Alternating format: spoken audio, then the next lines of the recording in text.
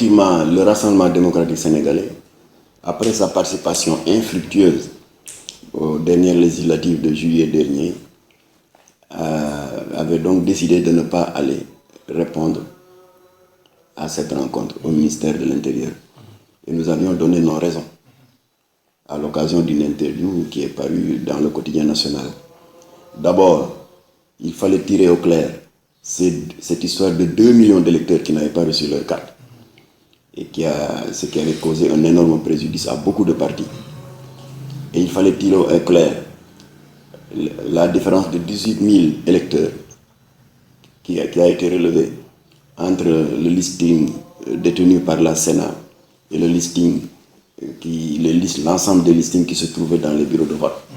Il fallait tirer au clair les fameuses ordonnances Néoulouk, qu'on appelle maintenant les ordres de mission, qui avaient permis à des femmes de ménage, à des cireurs, à des coxeurs d'aller voter. Alors, tant que cela n'est pas éclairci, je pense que ce serait utopique, et je dirais même hypocrite, d'envisager l'avenir électoral du Sénégal. Voilà, parce que quand on sort d'une élection, la logique voudrait qu'on l'évalue d'abord, qu'on en tire les enseignements et les conséquences pour ensuite se projeter vers l'avenir.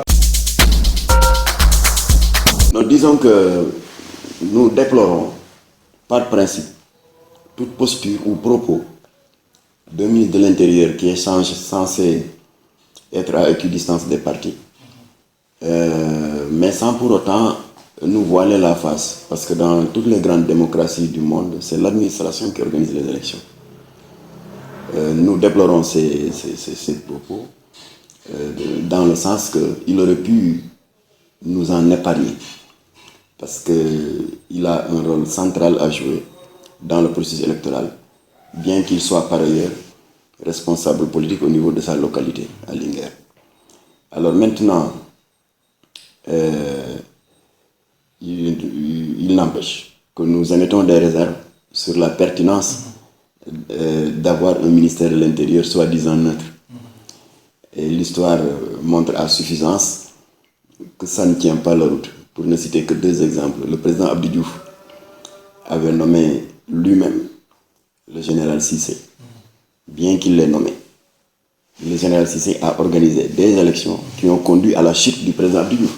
Son successeur Abdoulaye Wade avait nommé, n'est-ce pas, Ousmane Ngom, qui a un rôle éminemment politique à jouer et qu'il a toujours joué dans la famille libérale. Mais c'est ce Ousmane Ngom qui a organisé des élections qui ont conduit à la chute du président Abdoulaye Wade. Alors si le président Macky Sall... C'est qui a été nommé. Non, au moment de la deuxième alternance. En 2012, c'est Cheikh qui l'a organisé. Non, Ousmane Ngom était ministre de l'Intérieur, mais oui, mais Cheikh qui était le chef des élections. D'accord, il n'empêche que c'est Abdoulaye qui l'avait nommé. Oui. Nommé pour nommer, il l'a nommé, mais ça ne l'a pas empêché de tomber. Oui. Alors le président Macky Sall nomme Ali Ngouille Ndiaye. Oui. C'est pas Ali Ngouille Ndiaye, ni Ousmane Ngom, ni Cheikh Gueye, ni Général Cissé qui votent. Donc, ce sont les électeurs. Moi, j'ai eu la chance d'avoir participé à 3 audits du fichier électoral. J'ai participé à l'audit de 2002, à l'audit de 2007 et à un 3e audit dont je ne me souviens plus de la date.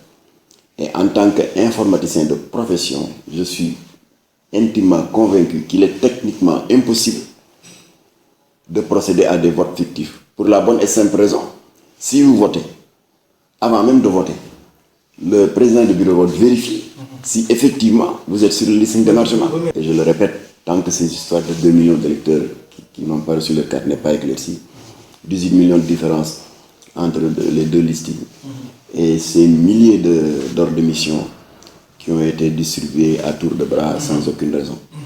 Alors donc nous pensons que c'est des préalables qu'il fallait éclaircir avant d'envisager un autre scrutin.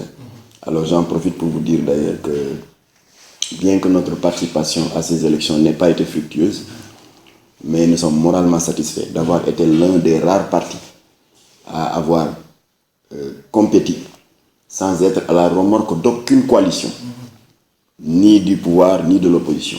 Donc c'était la première expérience du RDS depuis sa création, parce que du temps du défunt Abdou Latif Gueye, il n'a été que dans le cadre de coalition. Donc c'est la première fois que le RDS va à des élections sous sa propre bannière.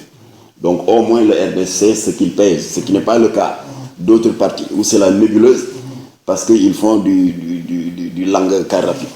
Ça, c'est notre première satisfaction morale. Alors, deuxième satisfaction morale, en fait, c'est une perspective. Donc, nous comptons, et nous vous en informons à temps, vous de la presse, organiser un séminaire national comportant 2 points essentiels, évaluation et perspective. Donc, évaluation de notre dernière participation législative.